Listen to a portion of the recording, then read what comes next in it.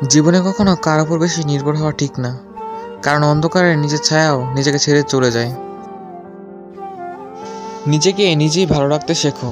এই দুনিয়ায় আজকাল ঋতু পরিবর্তনের মতো মানুষ বদলে যায়। নিজের বেলায় কষ্ট, অন্যের বেলায় গল্প। এই শহরে মানুষগুলো খুঁজে শুধু নিজের স্বার্থ।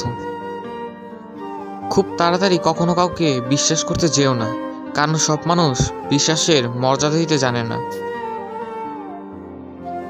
বর্তমানে ভদ্রতার কোনো মূল্য নেই, কারণ ভদ্রতাকে সবাই দুর্বলতা মনে করে। টেনশন আর মানসিক চাপে তারাই বেশি থাকে যারা নিজের চেয়ে অন্যকে নিয়ে বেশি ভাবে।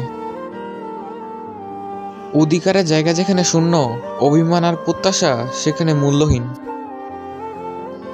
প্রত্যেক মানুষের জীবনে কিছু শব্দহীন কষ্ট থাকে, যা সাক্ষী সে নিজেই।